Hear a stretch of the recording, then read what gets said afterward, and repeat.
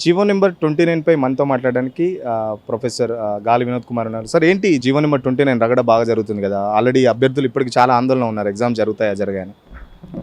యాక్చువల్గా జియో నెంబర్ 29 తేవడం అంటే అదొక పెద్ద కుట్ర.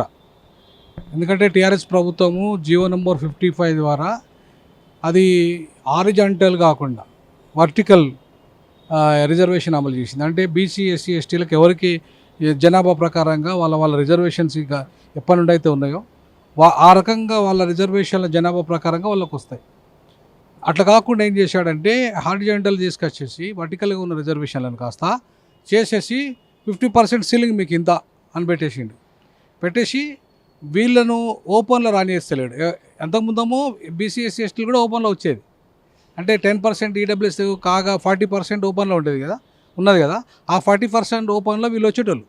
కానీ వీళ్ళకి రాకుండా ఏం చేశాడు, వీళ్ళని 50% సీలింగ్ క్లోజ్ చేసేసాడు, కట్ ఆఫ్ చేసేసి దాన్ని వర్టికల్ కాకుండా హారిజాంటల్ చేసేసి ఓపెన్లో కేవలం ఓసీలే రావాలి. అంటే 40% ఓసీలే ప్లస్ 10% ఓసీలే. ఈడబ్ల్యూఎస్లో కూడా వీళ్ళు ఎవరు రారు. సో కాబట్టి ఆ మొత్తం ఓవరాల్గా 50% ఓసీలు ఎంతమంది జనాభా ఇక్కడ? ఓన్లీ 7% వాళ్ళు. తెలంగాణలో 7% ఉన్న ఓసీలు 50% రిజర్వేషన్లు అనుభవిస్తుంటే తెలంగాణలో 93% ఉన్న బీసీ ఎస్సీ ఎస్టీ మైనార్టీలు కేవలం 50% లోపలనే ఉన్నారు. 50% అంటే ఎంత దుర్మార్గమైన కుట్ర ఇది. అంటే గ్రూప్ 1లో మెయిన్ డిప్యూటీ కలెక్టర్లు పెద్ద పెద్ద ఆఫీసర్స్ ఏవైతే పోస్టులు ఉంటాయో ఆ పోస్టులో ఈ వర్గాలకు అవకాశం రాకుండా కేవలం తన సామాజిక వర్గాలకు ముఖ్యంగా తర్వాత మిగతా అగ్రవర్ణాలకు వచ్చే విధంగా కుట్రబాన్ని జియో 29 తెచ్చాడు రేవంత్ రెడ్డి ప్రభుత్వం. మరి ఇంత దుర్మార్గంగా చేసుకుంటే ప్రజాప్రభుత్వం అంటే చెప్పుకుంటాడు ఆయన. అంటే దేశంలో పక్కనేమో రాహుల్ గాంధీ కులగణన చేయాలి, బీసీ ఎస్టీలు అందరూ బాగుపడాలని చెప్పేసి కులగణన చేయాలని రాహుల్ గాంధీ చెప్తుంటే ఇక్కడ మాత్రం దానికి విరుద్ధంగా రేవంత్ రెడ్డి ఇలాంటి చర్యలు పడండి ఎట్లా వస్తున్నారు? దాన్ని నేను అదే అంటున్నాను. ఇవాళ రేవంత్ రెడ్డి అగ్రవర్ణాల ఏజెండా లేదా నిజంగా 93% ఉన్న బహుజనులకు పనికొచ్చే ప్రజల పాలన చేస్తాడా, లేకపోతే రెడ్ల పాలన చేస్తాడా, అగ్రవర్ణాల పాలన చేస్తాడా అనేది ఈ కుట్రతో మనకు అర్థమవుతుంది. చాలామందికి ఏంటంటే రేవంత్ రెడ్డి 2 లక్షల ఉద్యోగాలు ప్రకటించాడు కదా, ఆయన ఇస్తాడు కదా, అదంతా ఇది ఒక డ్రామా. ఈ డ్రామా ఏంటంటే దాంట్లో ఏంటంటే ఇవాళ అగ్రవర్ణాలను మాత్రమే నింపే కుట్ర ఇది. అంటే 7% అగ్రవర్ణ పేదలు ఉన్నది 2% మొత్తం జనాభాలో, వాళ్ళకు 10% ఆల్రెడీ అమలు అవుతున్నది. మళ్ళీ తీసుకొచ్చి 40%లో కూడా ఈ బీసీ ఎస్సీ ఎస్టీలు రాకుండా కుట్ర చేయడం అంటే ఎంత దుర్మార్గమైన కుట్ర చేసినట్టు. గతంలో కేసీఆర్ కంటే 100 రెట్లు ప్రమాదకరం రేవంత్ రెడ్డి ఈ కుట్రతోని. కాబట్టి Revanth Reddy anti BC SC ST anti Bahujan. అదే గమనించాలి గ్రూప్ 1 విద్యార్థులారా, మీరు గమనించాల్సింది ఏంటంటే రేవంత్ రెడ్డి పూర్తిగా రెడ్డి ఆధిపత్యంలో అగ్రవర్ణ ఆధిపత్యంలో తన ప్రభుత్వాన్ని కాపాడుకుంటూ ఇవాళ వాళ్ళ ప్రయోజనాలను కాపాడుతున్నాడు తప్ప మిగతా వర్గాల ప్రయోజనాలను కాపాడట్లేదు అనడానికి ఇది ఒక ఉదాహరణ. ఇట్లా అనేక ఉదాహరణలు ఉన్నాయి. నేను చెప్పాను ఇప్పుడు ఆయన ఇచ్చిన నిరుద్యోగ ప్రభుత్వం రాగానే 30,000 ఉద్యోగాలు ఇచ్చినాం. గత ప్రభుత్వం అసలు కేసీఆర్ పట్టించుకోవాలి, నిరుద్యోగులు వచ్చి మా దగ్గర డైరెక్ట్ చెప్పొచ్చు, ఏ ఇష్యూ ఉన్నా ఏదైనా తను పక్కన చెప్తున్నాడు. ఎట్లా అదేంటన్నా అన్ని అబద్ధాలు అంటున్నాయి. ఇప్పుడు గత ప్రభుత్వం ఇచ్చిన 30,000 ఉద్యోగాల నోటిఫికేషన్నే ఈయన వచ్చి దాన్ని ఇవ్వడం జరిగింది అంతే తప్ప ఈయన నోటిఫికేషన్లు ఇచ్చిన ఉద్యోగాలు కాదు అది. ఈ ప్రభుత్వం ఇచ్చిన నోటిఫికేషన్ ఇచ్చిన ఉద్యోగాలు కాదు అవి. ఇక రెండవది, గత ప్రభుత్వం 55 జీవో తీసుకొచ్చి అమలు చేస్తే నువ్వేం చేయలేము. నువ్వు ఇచ్చిన ఉద్యోగాల కాడికైనా ఆయన బాజాప్తుగా బీసీ ఎస్సీ ఎస్టీలకు ఇచ్చిండ్రు, నువ్వెందుకు ఇవ్వలేదు? మరి ఎందుకు 29 తెచ్చినావు? అదే జీవో నెంబర్ 55 బాగుందని చెప్పేసి టీజీపీఎస్సీ కూడా అఫిడవిట్ కూడా వచ్చింది కోర్టుకు సంబంధించి. మళ్ళీ ఆ జీవో నెంబర్ 29 ఎందుకు తీసుకొచ్చినట్టు నేను ఏమంటానంటే దీన్ని కుట్ర చేసిండు రేవంత్ రెడ్డి అంటున్నా. రేవంత్ రెడ్డి మేకవన్న పులిలాగా మొత్తం బహుజనులను కుట్ర చేస్తున్నాడు. ఇవాళ బీసీ కులగణన ఒకవైపు అనట్టునే ఒకవైపు కులగణన అన్నాడు, రాహుల్ గాంధీ కులగణన అన్నాడు. మరి ఇంతవరకు ఎందుకు అమలు కాలేదు? వర్గీకరణని నువ్వు ఆర్డినెన్స్ చేస్తా అన్నాడు, మళ్ళీ కమిటీ ఎందుకు వేసిండు? సుప్రీంకోర్టు జడ్జిమెంట్ వస్తే దాని ప్రకారంగా నువ్వు గతంలో వచ్చినవి ఉన్నాయి ఆల్రెడీ. మన కేసీఆర్ గారు కుటుంబ సర్వే లెక్కలు ఉన్నాయి నీ దగ్గర, అవునా కదా? ఆ లెక్కలు ఉన్నాక అసెంబ్లీలో ఎందుకు దాని మీద చర్చ పెట్టలే? వర్గీకరణ అంటే ఇంకోటి గుర్తొచ్చింది, అసెంబ్లీలో కూడా వర్గీకరణ అమలు పరుస్తాం ఈ ఎగ్జామ్స్ సంబంధించి ఉంటే గతంలో ఈ గ్రూప్ వల్ల కూడా. మరి ఇప్పుడు చూస్తే అక్టోబర్ నెక్స్ట్ మంత్ లో ఎగ్జామ్స్ ఉన్నాయి, మరి ఇంకెప్పుడు? అదే అంటున్నా నేను, ఎంత మోసం అంటున్నా. ఇట్లాంటి ప్రకటనలన్నీ మోసము. మాదిగలకు ఒకవైపు ఎంపీ టికెట్లు ఇవ్వలేదు, ఒకవైపు ఎమ్మెల్యే టికెట్ ఇవ్వలేదు, ఒకవైపు కార్పొరేషన్ పదవులు ఇవ్వలేదు, ఇవాళ ఉపకులాలకు ఇవ్వలేదు. అవన్నిటిని మభ్య పెట్టాలంటే నేను గ్రూప్ వన్లోనే వర్గీకరణ అమలు చేస్తా అన్నాడు, కమిటీ ఎట్లా వేస్తాడు? ఇది అబద్ధం కదా, మాదిగలను ఎస్సీలను మోసం చేయడమే కదా. కాబట్టి ఇవాళ ఈ రేవంత్ రెడ్డి ప్రభుత్వం అన్నీ కూడా ఇవే పనులు చేస్తుంది, చెప్పేది ఒకటి చేసేది ఒకటి. ప్రజాప్రభుత్వం కాదు, దగా ప్రభుత్వం ఇది.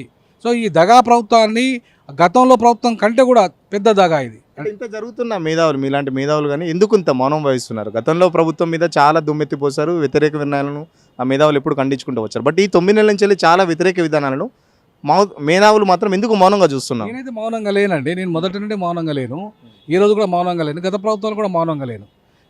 కాకపోతే వాళ్ళకు కొన్ని రోజులు, వాళ్ళు 100 రోజులు టైం ఇచ్చారు కదా, 100 రోజులు వాళ్ళు ఈ అమలు చేస్తామన్నారు కాబట్టి 100 రోజుల వరకు టైం ఇవ్వాలి కదా మనం.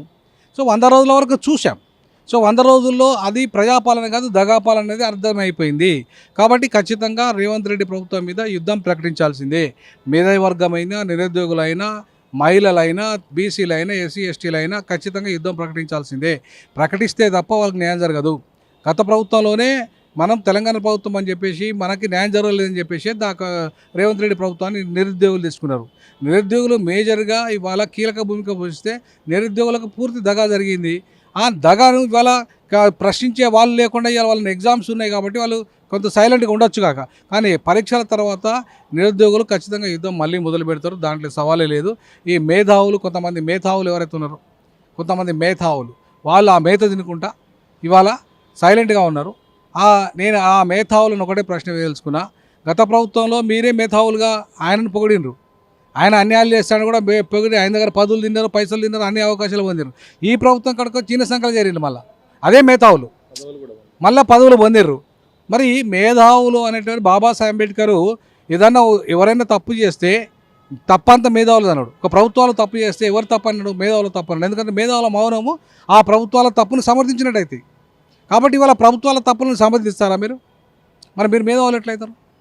మీరు మేధావులు అంటే, నిజమైన మేధావులు అంటే ప్రభుత్వాలు ఏ ప్రభుత్వం తప్పులు చేసినా ప్రశ్నించాలి, ప్రశ్నించే గొంతుకలుగా ఉండాలి. ప్రతిపక్షంగా ఇవాళ అభ్యర్థులు కూడా చాలా వరకు ఆ కోర్టుకు వెళ్తున్న పరిస్థితి, ఒక్కొక్క దాని మీద కేసులు కూడా వేస్తున్నారు. అంటే ఇంతకీ ఎగ్జామ్స్ జరుగుతాయా?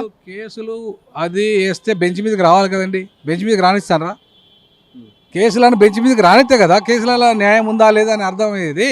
అంటే కోర్టులను కూడా మేనేజ్ చేస్తున్నారు, జరుగుతుంది కదా. అదే కదా ఇప్పుడు ఎక్కడ వచ్చింది చెప్పండి, ఎక్కడ వచ్చింది? జియో 55 మీద ఎంతవరకు ఎక్కడ జరిగింది, అలాగే జియో 29 మీద ఎక్కడ జరిగింది, ఏమైంది? రేపు ఎగ్జామ్ అయిపోతుంది, ప్రిలిమ్స్ అయిపోతుంది, మెయిన్స్ అయిపోతుంది, ఆయన నవంబర్లో అయిపోతుండు.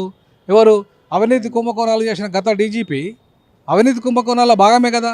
ఇప్పుడు ఏ కేసీఆర్ గారి మీద అయితే అన్ని అవినీతులని ఆరోపణలు చేస్తున్నప్పుడు ఆ పోలీస్ అధికారిగా ఉన్న ఆయన పాత్ర లేదా? ఫోన్ ట్యాపింగ్లో ఆయన పాత్ర లేదా? ఏముండదా? ఒక డీజీపీకి తెలియకుండా ఫోన్ ట్యాపింగ్ జరుగుతుందండి ఎక్కడన్నా? ఇట్లాంటి అవినీతి పనులు తీసుకొచ్చి అలా టీజీపీఎస్కి చైర్మన్ చేసినావు.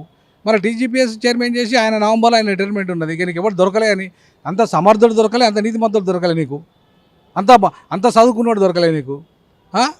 ఎవరు దొరికిండు? నీ రెడ్డోడే దొరికిండు అక్కడ. నీ వర్గం కూడా అవినీతిలో నంబర్ 1గా ఉన్నవాడే దొరికింది. కాబట్టి ఆయన తీసుకొచ్చి నవంబర్ ఆయన కోసం అందరినీ ఆగం చేయడానికి నువ్వు 55 పక్కన పెట్టి 29 తీసుకొచ్చి మొత్తం ఇవాళ రేపు జరిగే రిక్రూట్మెంట్లో కూడా అయ్యేదంతా కూడా అగ్రవర్ణాలకు ఉపయోగపడే కార్యక్రమే తప్ప ఇది పేద బడుగు బలహీన వర్గాలకి ఇంతకాలం 13 ఏళ్ళుగా ఎవరైతే గ్రూప్ 1 కోసం నిరీక్షణ చేసిన ఈ విద్యార్థులు ఉన్నారో వాళ్ళెవ్వరికీ తగిన న్యాయం జరగదు. అట్లాగే తగిన పోస్టులు కూడా రావాలి. చిల్లర పోస్టులు, పనికిరాని పోస్టులు వస్తాయి, ఉన్నతమైన పోస్టులన్నీ కూడా ఉన్నత కులాలకు వస్తాయి. ఇది రేవంత్ రెడ్డి కుట్ర. ఆ కుట్రలో భాగంగానే జీవో 29 వచ్చింది. ఖచ్చితంగా జీవో నెంబర్ 29పై మేధావులుగా నేనైతే ఎవరు మాట్లాడకపోయినా భవిష్యత్తులో కూడా దీనిపై నేను పోరాటం చేస్తానని అని చెప్పేసి, నిరుద్యోగులకు నేను ఎప్పుడు అండగానే ఉంటానని చెప్పేసి ప్రొఫెసర్ గాలి వినోద్ కుమార్ చెప్తున్నారు.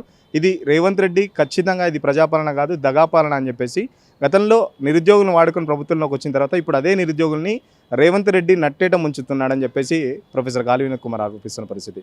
100% రాజుతో సురేష్, సిగ్నల్ టీవీ, హైదరాబాద్.